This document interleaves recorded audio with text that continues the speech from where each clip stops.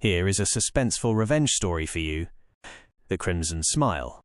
The world knew Alistair Finch as a ghost, a phantom of the financial district, ruined and disgraced by the very man he once called a friend, Marcus Thorne. Thorne, with his predator's smile and shark-like eyes, had not just stolen Alistair's company, he had shattered his reputation, leaving him a pariah in a city that worshipped success. For 5 years, Alistair vanished. Most assumed he'd met a pathetic end, a forgotten headline in the relentless news cycle. They were wrong. Alistair had spent those 5 years meticulously planning. He lived in the shadows, his world shrinking to a single burning purpose: revenge.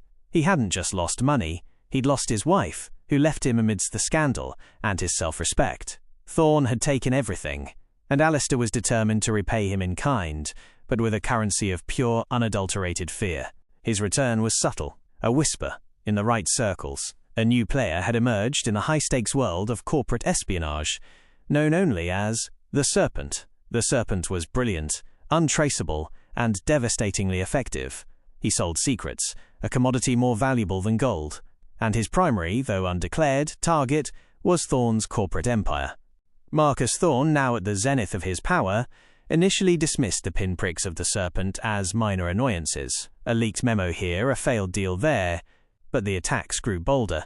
A multi-billion-dollar merger collapsed at the 11th hour due to a sudden information leak. A top-secret prototype vanished from a secure facility. Thorne's empire, once thought impregnable, began to show cracks. Paranoia, a poison Alistair knew well, started to seep into the foundations of Thorne's world. Thorne, enraged and increasingly desperate, hired the best private security firm to unmask the Serpent. He spent millions, turning his life into a fortress. But the Serpent was always one step ahead. He was a ghost in the machine, a whisper in the wires. The suspense was a slow-burning fire, and Thorne was its fuel. He started seeing threats everywhere, suspecting his closest aides, his partners, even his own family. His polished, confident demeanor began to fray. The climax of Alistair's plan was a masterpiece of psychological warfare. He knew Thorne's greatest pride was a new, state-of-the-art skyscraper, Thorne Tower, a monument to his own ego. On the eve of its grand opening, a lavish gala was planned, with the city's elite in attendance.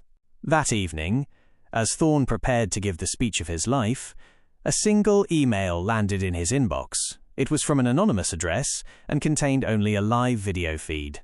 The feed showed the view from a high-powered sniper rifle, the crosshairs centered directly on the podium where Thorne would be speaking. Below the video was a simple line of text: "You took my world. Tonight, I take yours. The world will watch you fall, just as they watched me." Panic seized Thorne. He immediately alerted his security, who swept the surrounding buildings, but found nothing. The feed, they discovered, was a looped recording, a clever fake. But the seed of terror had been planted. Thorne, visibly shaken, had to decide whether to proceed. Cancelling would be a public admission of fear, a victory for his tormentor. He chose to go on, surrounded by a phalanx of guards. But Alistair's real trap was not a bullet. As Thorne stepped up to the podium, the massive screens behind him, meant to display a celebratory montage, flickered to life. Instead of corporate logos, they showed a series of documents, emails, and recorded conversations. It was irrefutable proof of Thorne's crimes, the fraud, the blackmail, the insider trading that had built his empire and destroyed Alistair. The hushed crowd began to murmur, the sounds growing into a roar of shock and anger. The evidence was damning, laid bare for the world to see. Thorne stood frozen, his face a mask of horror. His phone buzzed. It was a message from the Serpent. "Look up, Marcus."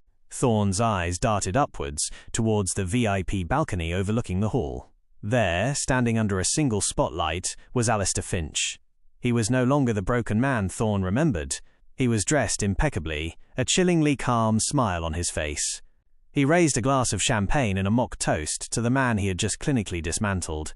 Thorne didn't scream. He didn't run. A strange, guttural sound escaped his lips as he watched his life crumble in real time. The final touch was Alistair's masterstroke.